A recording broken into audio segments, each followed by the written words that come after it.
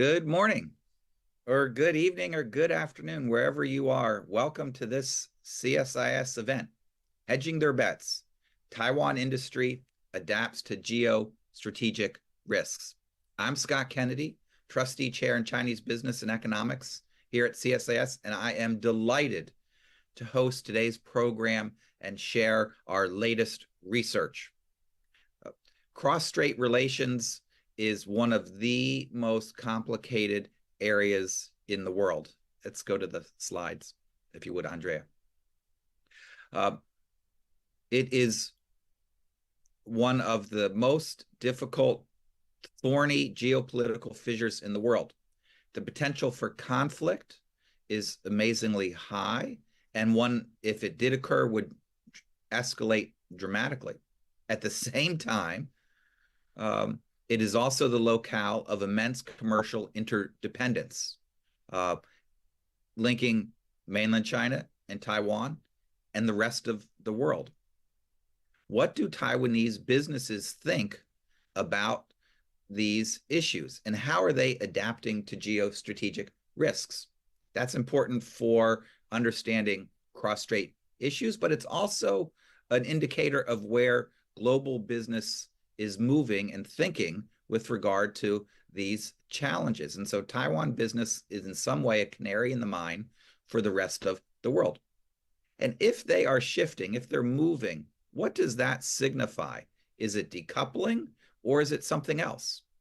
In 2022, our program, next slide, please, carried out a survey of Taiwanese companies, one of the first surveys ever done in English about these business people.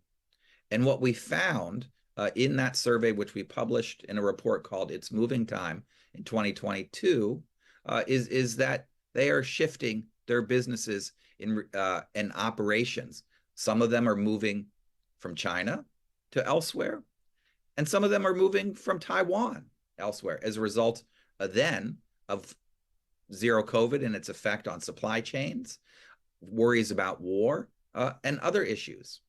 Well, a year and a half later, at the end of 2023, we decided to go back and look at this issue again. In between those two survey periods, a lot had happened. COVID was in the rearview mirror.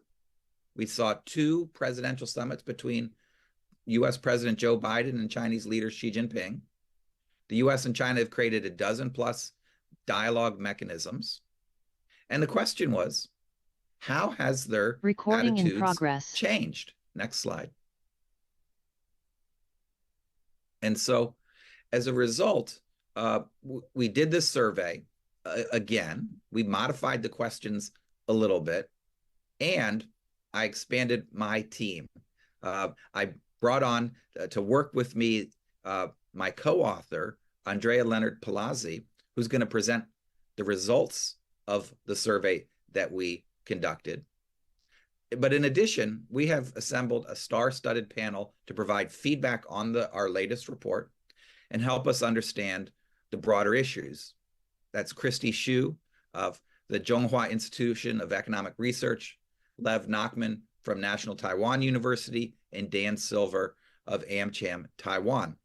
I'm going to more formally introduce the three of them after the presentation of our results, and then they're going to offer their feedback, and then we're going to open up questions from the audience. If you're watching live online, you can submit your questions through the homepage for this event at csis.org, and we will get to those in just a little while. Let me turn now to my co-author, Andrea, who's going to present the findings of our latest survey. Andrea is an associate fellow with the Geo-Economic Council of Advisors here at CSIS.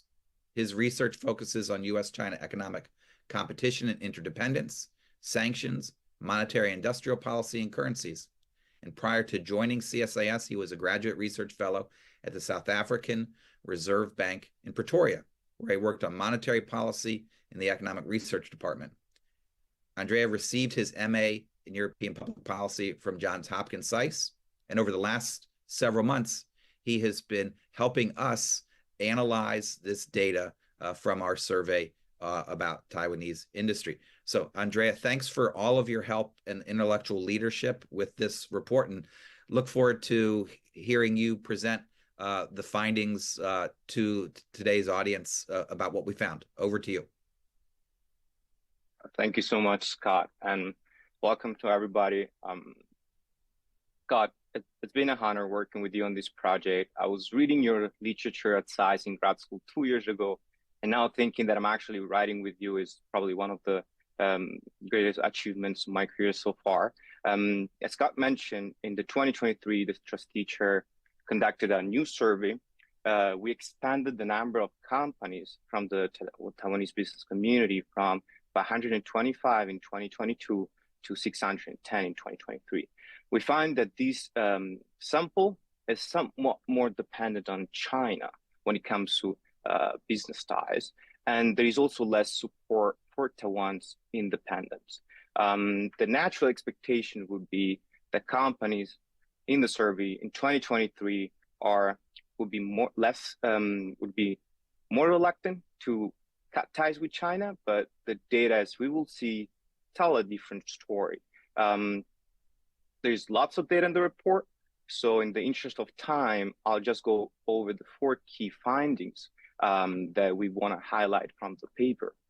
The first one being that we found that concerns about doing business with China, and specifically the key drivers of anxiety in 2022, meaning the possibility of a conflict in the Strait, military escalation, and China's zero-COVID policies, these forces have lost momentum. The numbers in 2023 are, in terms of the proportion of the sample that agrees with these concerns, has decreased from 5 to 10 percentage points.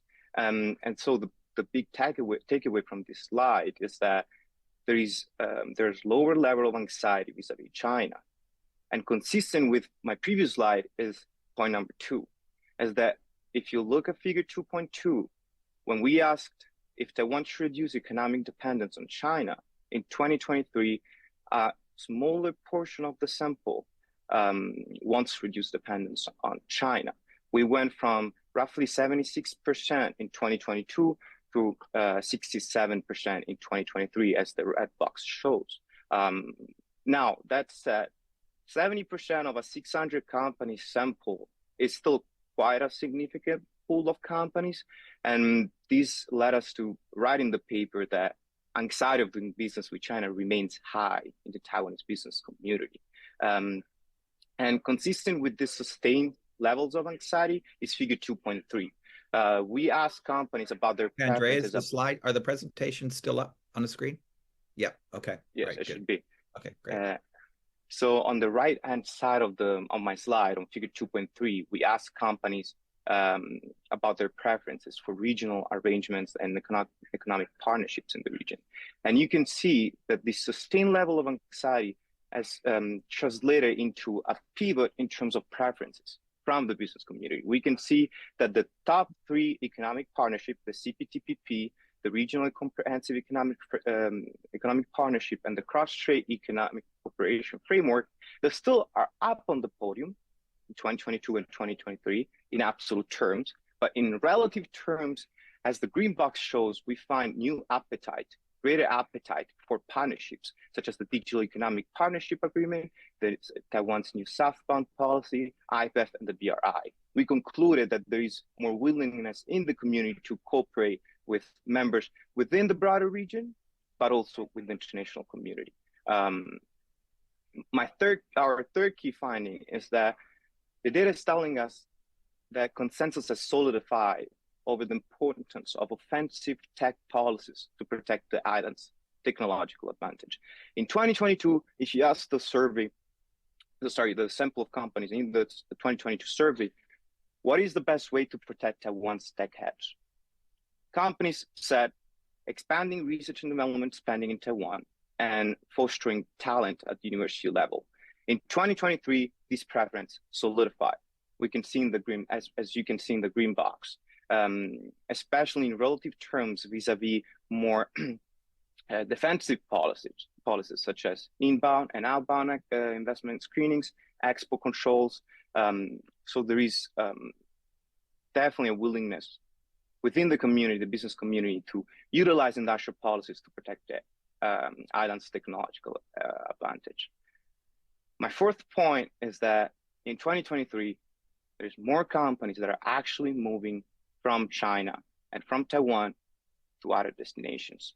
Bear with me with the data. As you can see in figure 2.6, the white boxes show the numbers for 2022.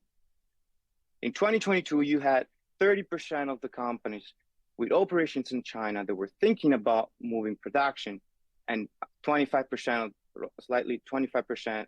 of the companies with operations in China actually moving production. The numbers have now flipped in 2023, as the green and the red boxes show. We found that roughly 1 out of 3 companies with operations in China are actually moving, and roughly 20% of the sample is thinking about moving. And the same story applies to Taiwan. We found more companies with operations in the island in Taiwan are on the move. On the right-hand side of the screen, figure 2.7, we're adding some color to these relocation patterns, right? Of course, companies are not moving in a vacuum. They're selecting specific destinations, and the portfolio of destination hasn't changed much from 2022. You still can see Southeast Asia up top in terms of preferences, and other locations such as Northeast Asia, North Africa, Australia, New Zealand, still keeping their being up there in terms of preference. But in 2023, the data is telling us that the business community is now thinking more with greater interest about South and Central Asia, which the companies most likely intended as India. As the green boxes show, the interest from companies with operations in China towards India and South and Central Asia has tripled. You have 10% of the sample in 2022, and now in 2023, you have 30% of the sample picking South and Central Asia. The same story applies to Taiwan, so greater appetite for moving production to South and Central Asia. In this edition of the survey, we also asked companies, what are the top 3 reasons for moving production? And when it comes to the companies with operations in China, the concerns are pretty much about China's business environment. As you can see in the yellow box, we have the podium of concerns, and up on the podium, you have labor costs, supply chain disruptions, and local investment policies. The possibility of a war in the Strait is outside the podium, so it's still marginal in the calculus of the business community. And this is for companies with operations in China. When it comes to companies with operations in Taiwan, the reasons why they're moving is pretty much the same picture. You have business and economic concerns, but you can see then the possibility of a war plays a greater role in the calculus, and place number 2. This is the ranking shows the likelihood to land in the top 3 of the concerns in this when we run the survey. I want to conclude with probably the major takeaway from the paper, and that is that, yes, it is true that there's lower level of anxiety. Anxiety remains high in doing business with China. You have more companies on the move in 2023, but it is also true that this is not blind decoupling from China. This is a strategic diversification. These are strategic diversification efforts from the business community in Taiwan, and we believe that for 2 reasons. Reason number 1, as figure 2.8 on the screen shows, when we ask companies, what is the proportion of investment that is being moved from China and from Taiwan, the majority of the companies located themselves at the midpoint of the spectrum, meaning they're moving 11 to 50% of production capacity, as the green box shows on the screen, whereas the 75 to 100% of production capacity, that applies only to a handful of companies in the sample. So they are not moving the entirety of their production. And the second reason why we believe that is that we cross-tabulated in Excel the answers to various questions in the survey, and we found out that companies that said, yes, I'm moving from China and I'm moving from Taiwan, they also picked select destinations. We found 22 companies that are moving from China exclusively to Southeast Asia. We found 30 companies that are moving production from mainland China to Taiwan, and also other segments of production from Taiwan to mainland China, a sort of back and forth movement.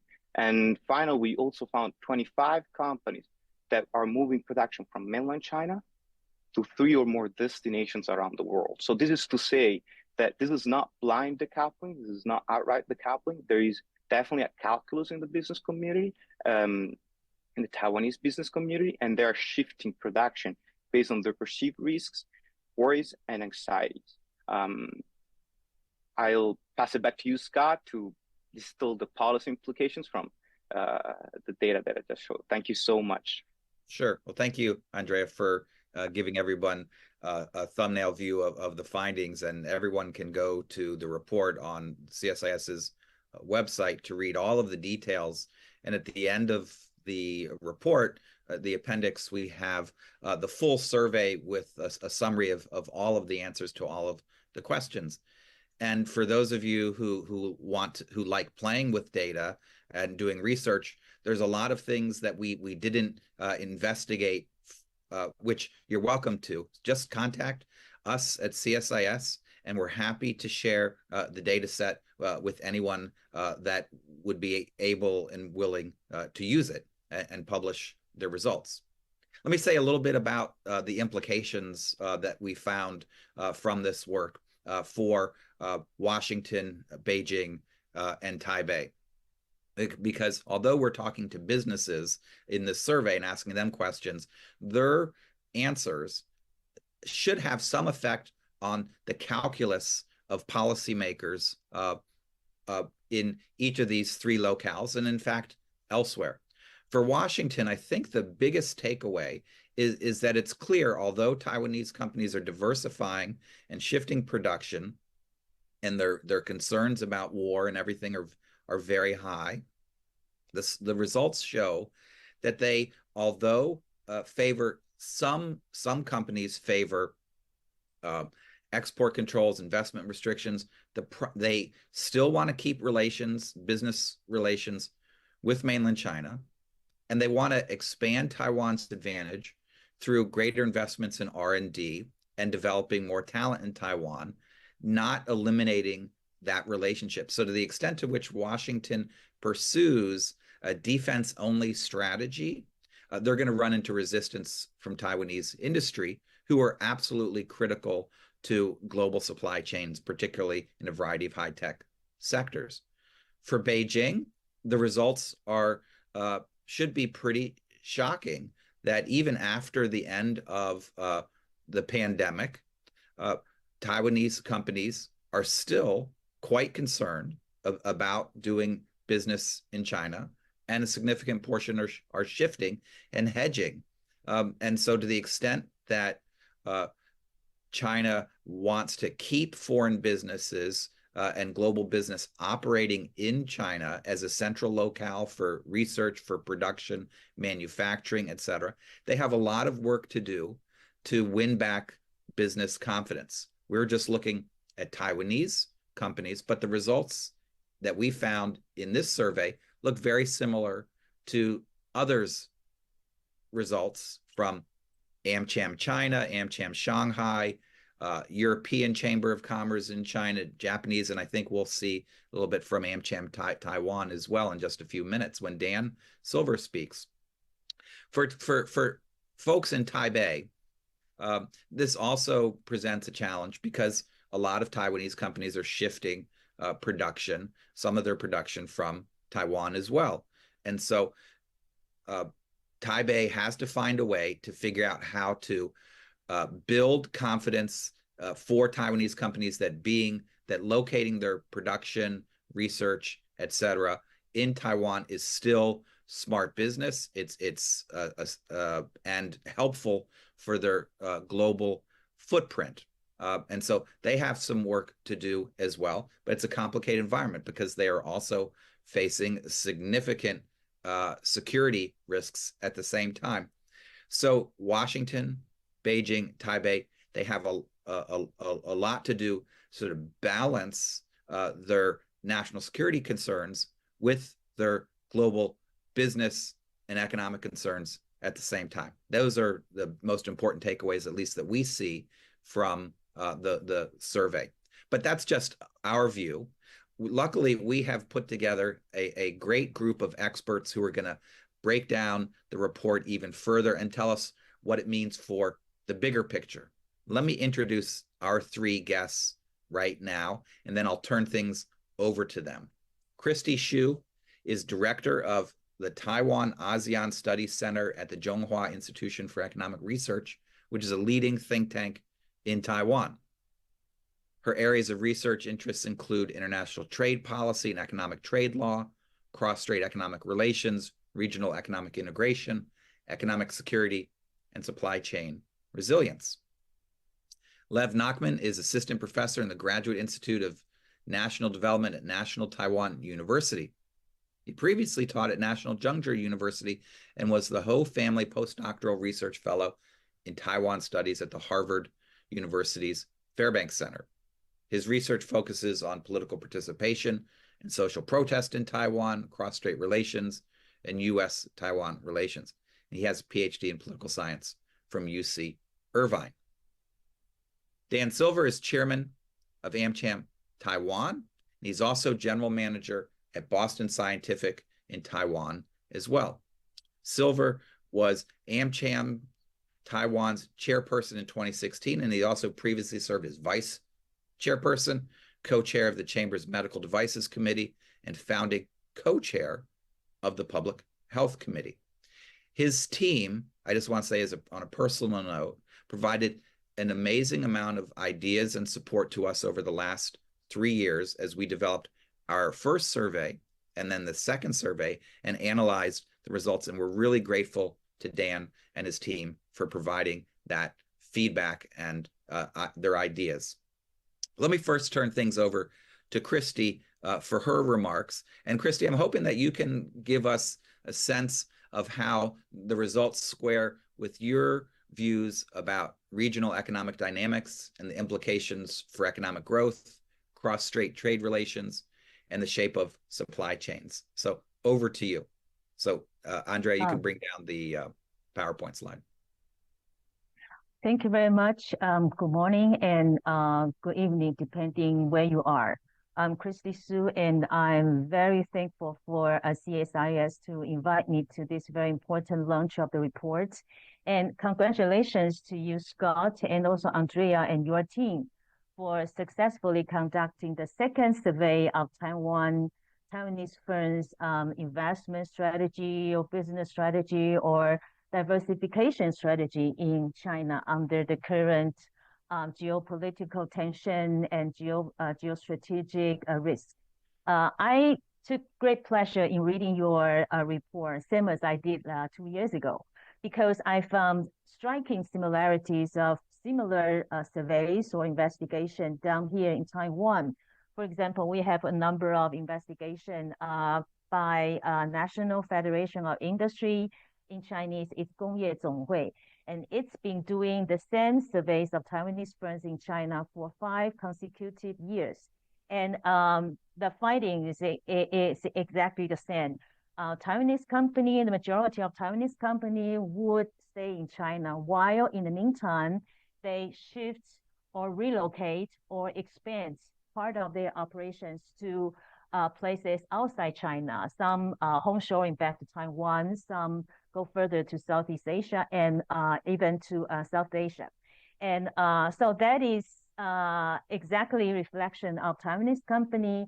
Most of them still consider China a very important market, and they don't talk about decoupling, but they focus more on de-risking or diversification.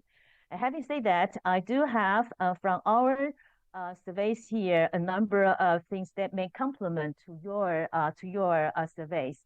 The first is a number of Taiwanese companies are actually responding to their clients' requests to shift their operations from China to other parts of the world.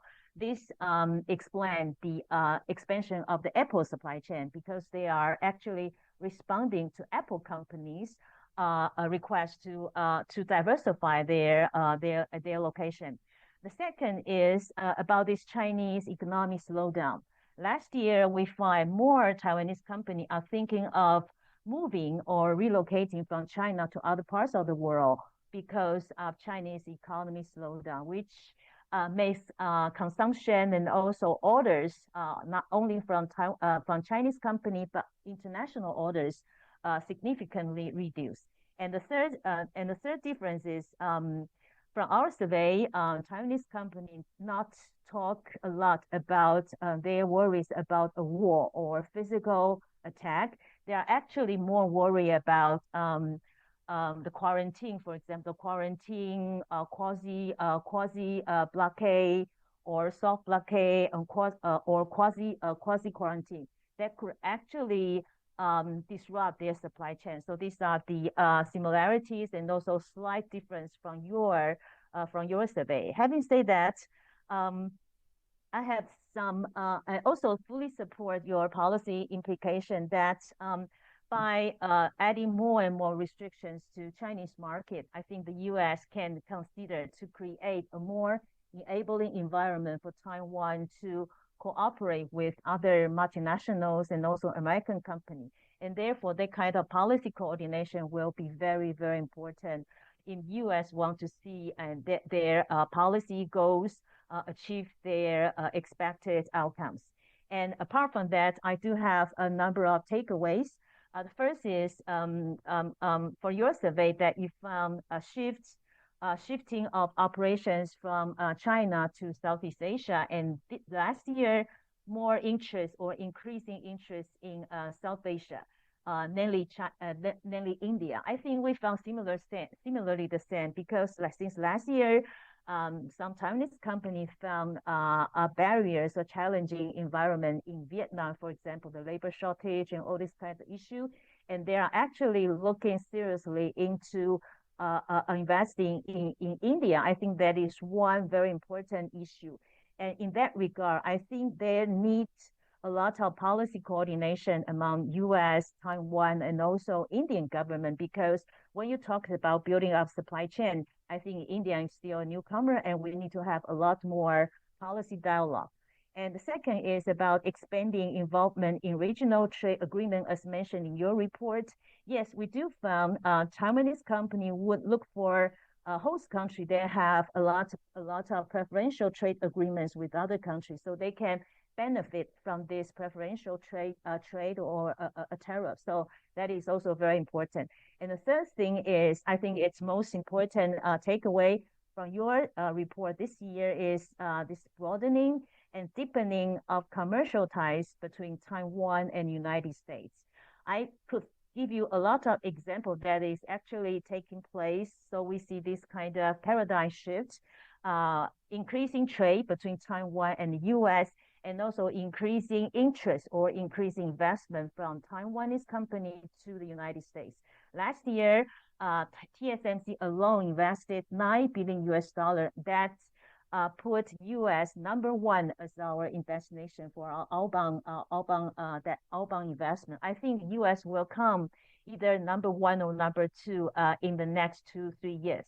And also we see a new type and very closer type of partnership between Taiwanese company and U.S. company. For example, NVIDIA, AMD, and not only their CEOs come visit Taiwan very often, visiting our night markets, but also they are seriously investing in Taiwan. For example, they are building a supercomputer.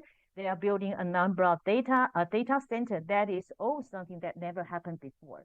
So if we want to take advantage of that kind of paradigm shift, I think they should have a lot more policy dialogue, especially right now you have this election in November. I think not only with the current government, but also with the new government, there need to be a lot of policy dialogue, policy coordination, not only between Taiwan and the U.S., but also with other countries, so we can continue with the policy goal, both by Taiwan and also by the U.S. I'll stop here. Over to you. Thank you. Well, thank you very much, Kristy, and it's great to have you back again. Your feedback for the 2022 report was super helpful, and you just reconfirmed the value of the insights that you bring to this analysis and conversation, complementing the work that we've done as well with understandings of other research in Taiwan and the implications in terms of policy coordination that needs to occur. Let me turn now to Lev. And Lev, I'm really glad to have you with us. And, you do so much research into cross-strait relations, views in Taiwan, and really curious for your thoughts about the relationship between the views of Taiwanese industry and the broader public, how this intersects with Taiwan politics and the U.S.-Taiwan unofficial relationship. So over to you.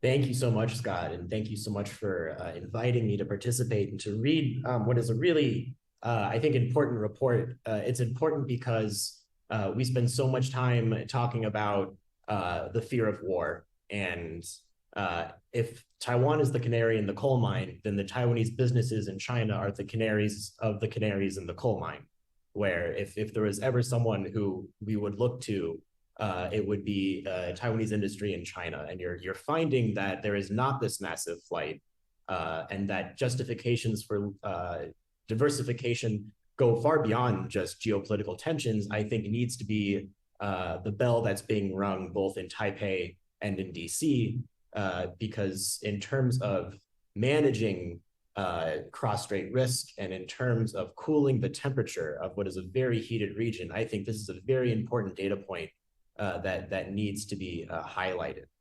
I do have a couple of observations of your findings.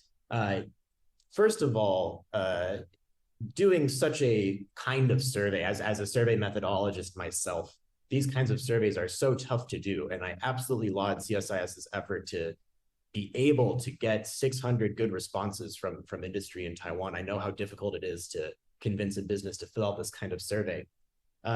What I find most interesting about the sample that you've collected is how it skews so differently from the general Taiwanese public. Perhaps no better data point shows this than your asking of if they support independence, the status quo, or unification. I know I'm not sure if you only asked about, if you asked it in a categorical three-choice variable way, or if you used the NCCU kind of bog standard 8-choice response. If you only used the 3 status quo, independence, unification, that would be interesting. If it's something worth considering next time, asking the full 8 choices, you get better variation. The reason I bring this up is because the amount of support for unification in this poll is 25%. For context, the NCCU survey that samples the Taiwanese public has support for unification at 1%, which is a pretty meaningful difference. The way we talk about support for unification tends to be along the lines of it's not seriously considered an option by anyone in Taiwan. Now, that doesn't mean that this is a bad statistic. It just shows you that those involved in business in China are a specifically different demographic than the general public in Taiwan. And that needs to be taken into account when we think about what do businesses want versus what do everyday voters in Taiwan want. We're definitely seeing tension there. Not just that, I actually seeing 13.9, 14% of businesses responding that they're pro-independence is actually a lot of businesses responding that they're pro-independence on this kind of survey, given that they do business in China. With the new law that just came into effect, we've already seen the first trial of a Taiwanese person in China who's being tried for being pro-independence. I'm curious if these kinds of laws are going to have an effect on this 14% of respondents, or whether or not these sorts of things are of concern to those in industry. Finally, it's only because I ring the status quo bell everywhere I go. It's worth highlighting that the status quo response here was at 58%. The general random sample response that we get at NCCU has it at about 83%. So still both very high, but I feel it is always necessary to re-emphasize that the status quo is what people want. The largest demand, whether business or private, seems to be that people do not want any sort of major change to the cross-strait dynamic.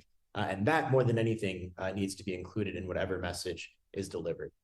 Something interesting that I would like to know more about in the future is all of these questions are asking about why businesses are considering leaving China. And obviously that's the variable of the outcome variable we're interested in here. But there's sort of another outcome that I think is worth considering, which is why are businesses staying? What's going right? What's sort of influencing decisions to not go? Yeah, I think there's often this sort of baked in assumption in the survey that you must be worried, right?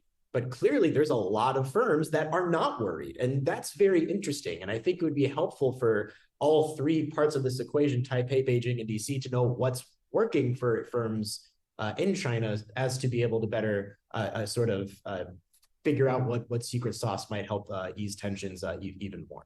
I have plenty more to say, but I'll stop my comments there. Oh, the one last thing I wanted to say, I love that Terry Goh was included as a choice for who would be the best cross-strait leader. Even though he didn't end up running, there was a lot of Terry Goh support from private industry. Thank you so much.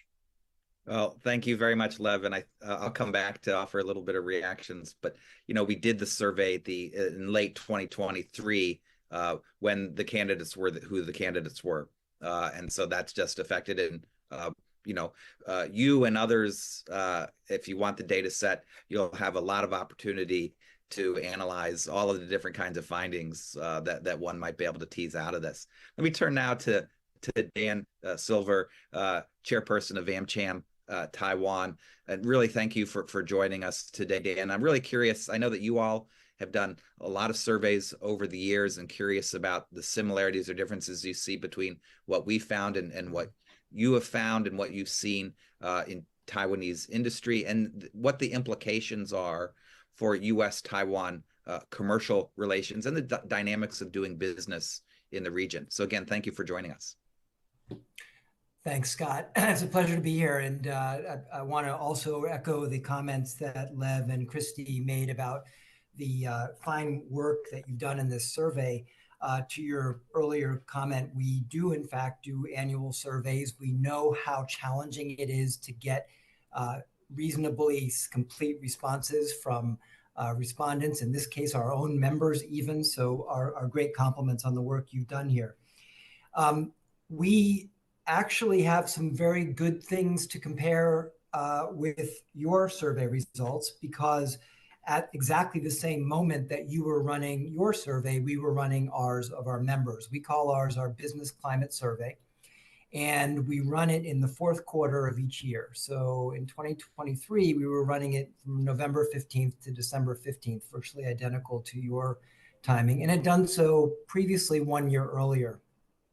We have about 223 members who respond out of a total of around 580 members at AmCham. And so it's a smaller group.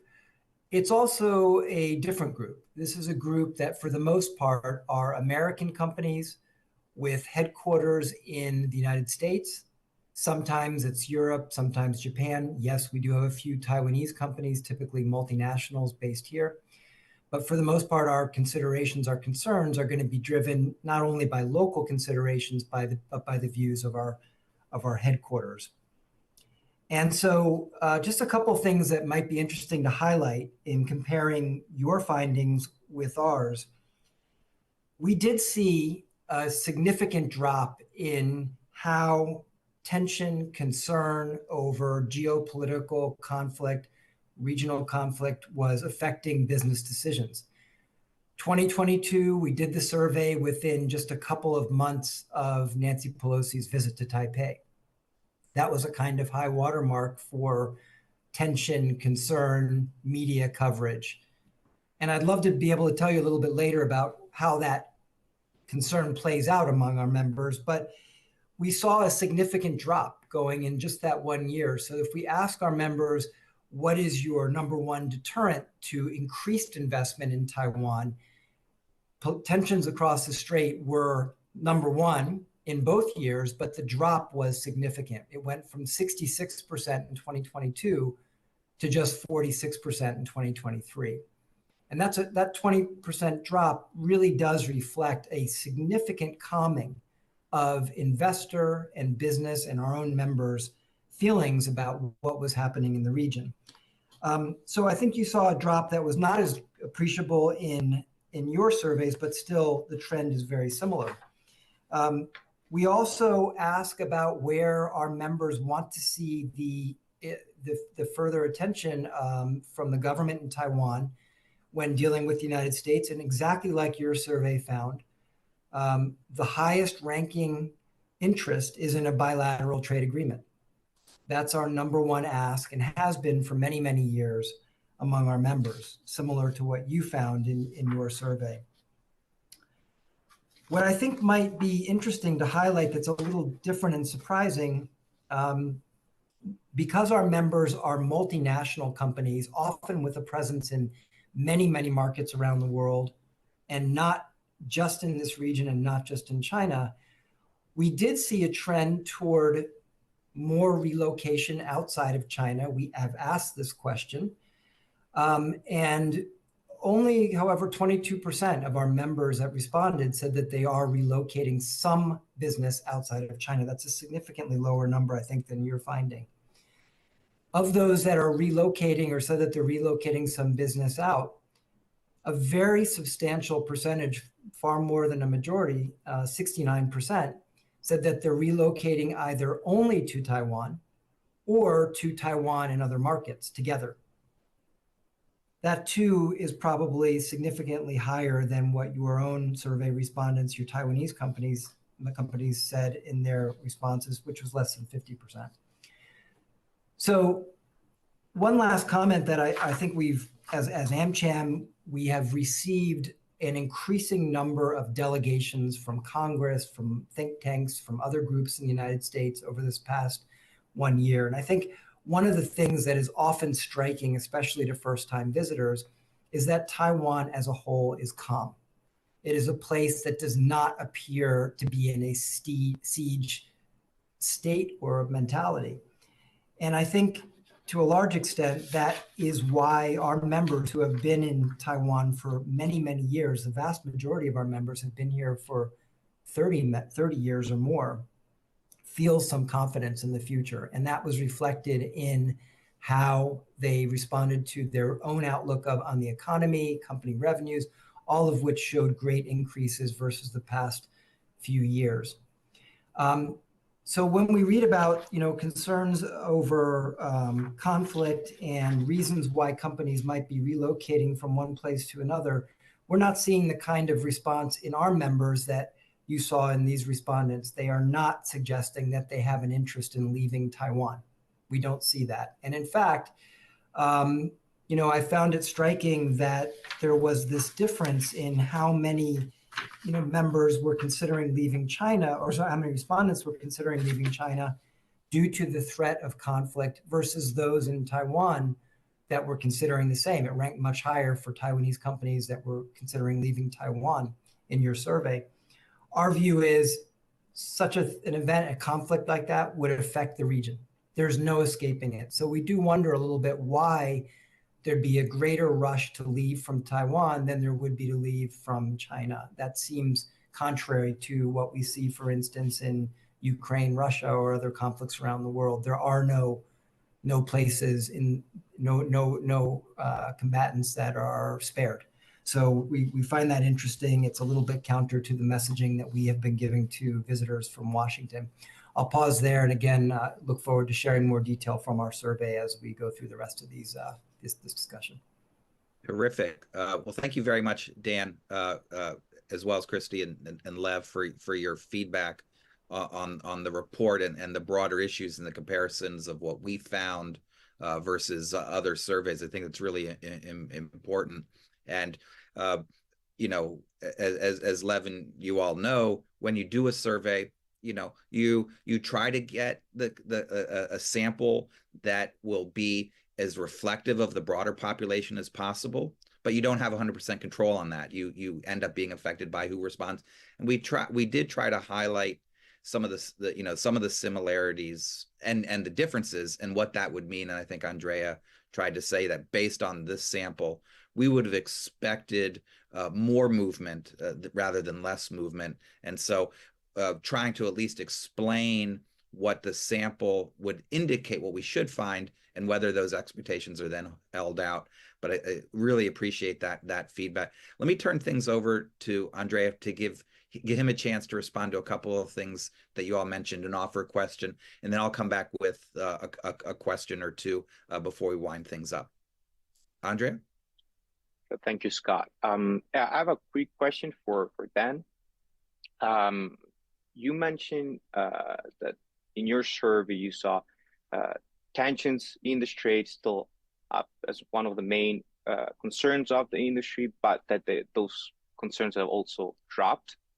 This is sort of consistent with our finding that we mentioned in the report, in the paper, with overall lower levels of anxiety. My question for you is, the report also finds that there are more companies on the move, right? You have one of the three companies from the sample that are actually moving production.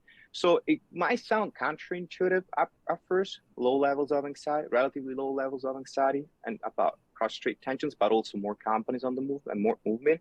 My hypothesis is that there could be a time lag in terms perhaps of implementing the move. So companies that in 2022 were considering moving, thinking about moving, and now they're actually following through on their plans, they're actually implementing that move, or whether it's the decision to move is the function of the sum of a set of anxieties that have compounded over time instead of the reflection of a specific point in time.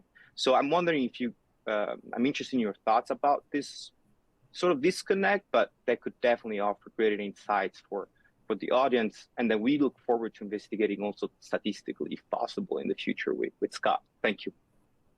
That's a great question, Andrea. Thank you for asking.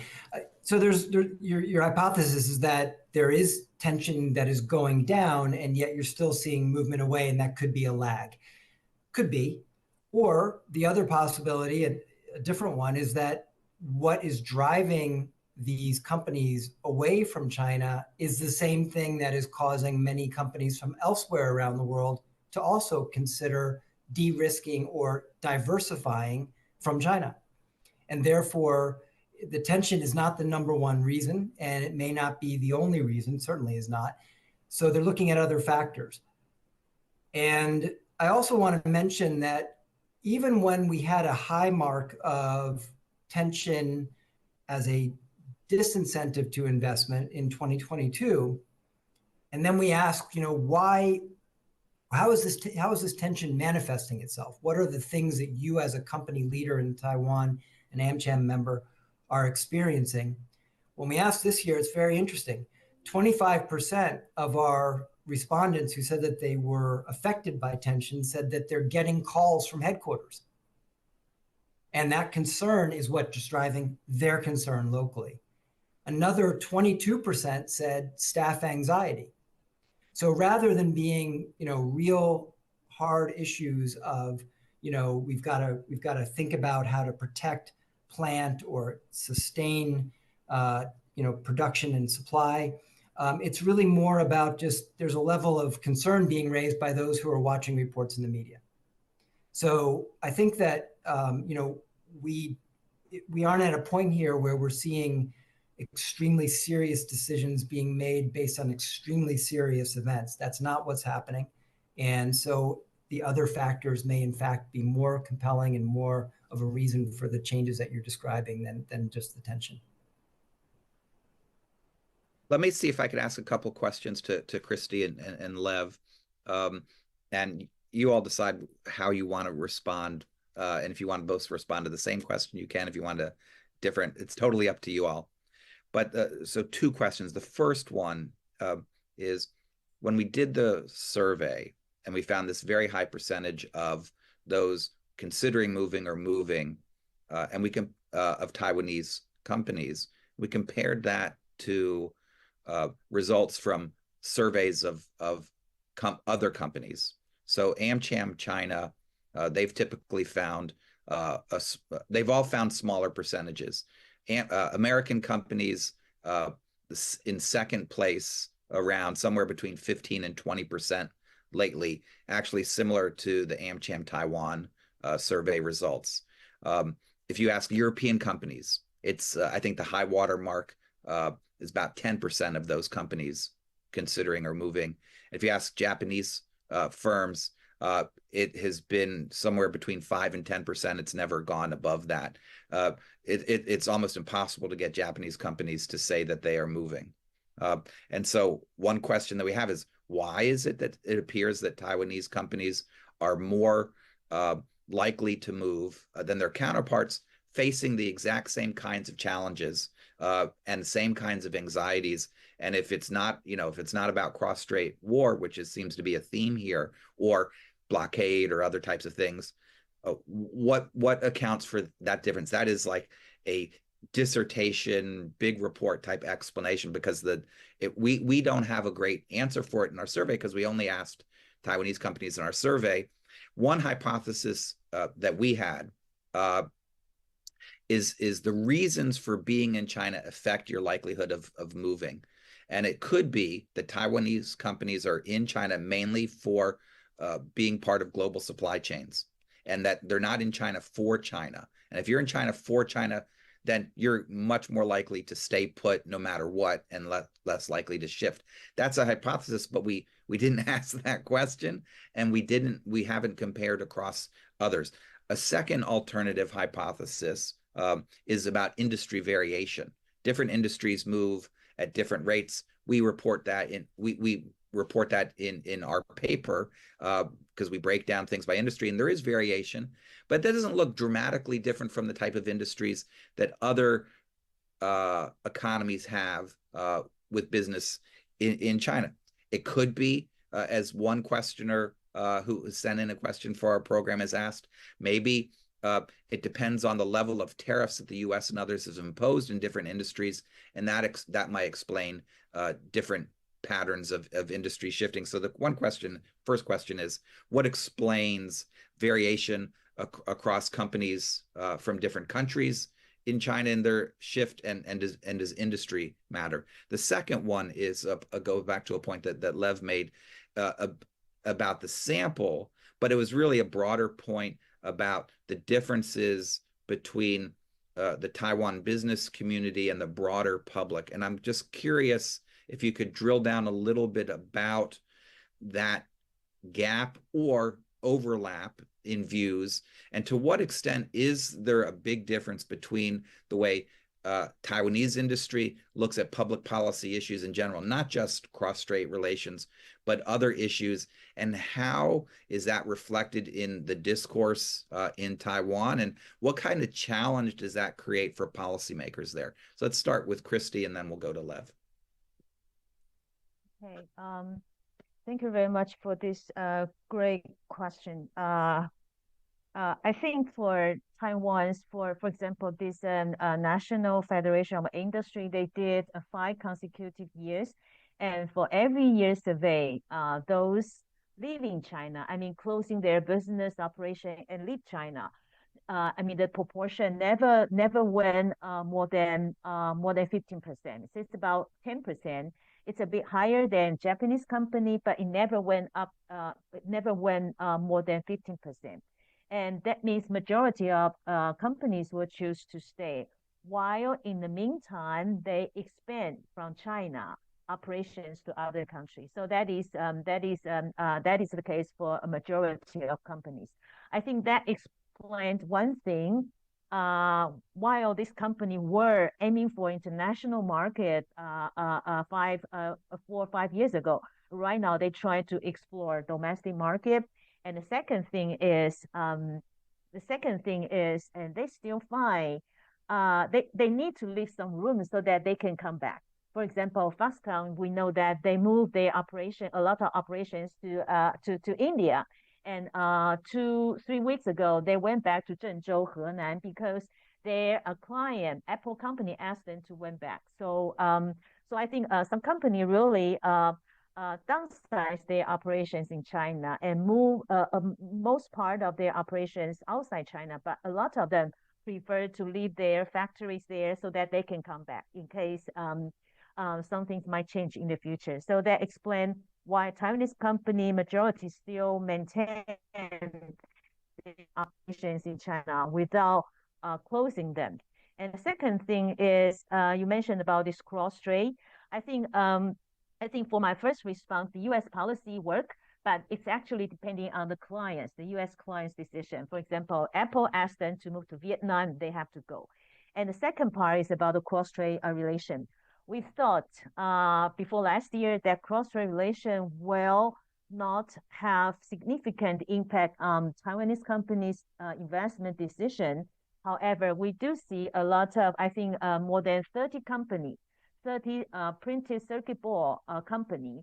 They chose to go to Thailand starting from end of last year in fear of China may take back the benefits given to Taiwan under the cross-strait economic cooperation agreement, this early harvest benefits, because the PCB board manufacturers and also other petrochemical producers, they are under that preferential scheme. However, they are afraid that China may take back the benefits, and therefore around 30 company they chose to leave China, and also they have to leave China, and they also have to relocate from Taiwan because of this Taiwan +1 effect. So they decide to go to Thailand so that they can produce their product in Thailand while satisfy the China +1 requirement, and also they can export from Thailand to China. So that is how we see this cross-trade, changing cross-trade relations impact on some Taiwanese companies' investment decisions. Thank you. Lev? You are absolutely right. That is a dissertation-length question as to why Taiwanese firms are leaving, but Japan is not. That's wild. My initial response to that question is this may be the limit of survey research, and this is going to require people to go and actually talk to the firms. Because not only is a survey not going to capture that nuance, but I'm not sure that there seems to be some amount of hesitation to respond to these kinds of questions on a survey, which I think, I don't know how much you take into account these kinds of sort of errors within the survey itself, but given businesses in China, it's definitely something worth considering about how much people are meaningfully responding to these questions. You're trying to account for so much variation by industry and by country. I mean, these two things alone are going to have a lot to say. In terms of the sample, it's as I said before, it's so hard to get a good sample. But the number of registered firms as of 2020 was 700,000 firms in Taiwan, which is a lot of firms, and I think it's just a matter of doing the best with what every piece of survey data is imperfect data, but doing the best with the imperfect data that we have. Something that could be interesting to do in the future. I have absolutely no idea if people who do these kinds of business surveys are willing to swap notes. But one way to sort of ensure that the findings that you're getting are meaningful is to ask the same questions the same way. For when we do survey data, the only way panel data is any good is if we ask the same question the same way over and over again. If you change the question, you can no longer compare the data. And one way to make sure that you're getting that. So for example, a very simple way to make sure that your 600 respondents are in fact legit is if someone else does a similar survey and uses the same question with a different 600 people and it's the exact same, well, then maybe we're a bit more confident. Something just to think about in the future. That's super helpful. Really, really very, very, very good advice. This hour has flown by, and I think we have found a lot in both of the surveys and shifts over time, and we've also got more work to do. I think one of the things that we've been thinking about is not just tightening the questions that we ask and making sure that we ask the right questions, but broadening those that we survey to include not just companies from Taiwan, but from elsewhere around the world, to get at that point that Lev just made, which is if you don't ask the same questions in the exact same way to respondents from different locales, it's hard to compare the answers directly. And so we've been in this mixed place where we are comparing, answers of which are similar fruits, but they're not all apples. They're not all oranges. And so if you want to do apples to apples comparisons or orange to orange comparisons, we actually need a broader survey. And so we've been thinking about that, and maybe folks in Taiwan, whether the AmCham Taiwan or at CIER or elsewhere, can collaborate with us along with analysts from elsewhere around the world. So that's something that we're thinking about doing. I want to thank Andrea, my co-author, for his support throughout the project and his presentation and questions today. To Ryan Featherston, our research associate, and the trustee chair, the rest of our team that helped put together the report in today's event. I want to thank our panelists, Kristy, Lev, and Dan, for their feedback and thoughts and suggestions, to the audience that tuned in today, and to other scholars out there who are working in this field. As I said before, the data set is available to those who want to use it, who can investigate further what we have found and come out with additional findings. Thanks, everybody, for joining today. This discussion is not over. We're going to continue to be analyzing these issues and how companies are adapting to geostrategic risk for a long time. Thank you, and have a great day.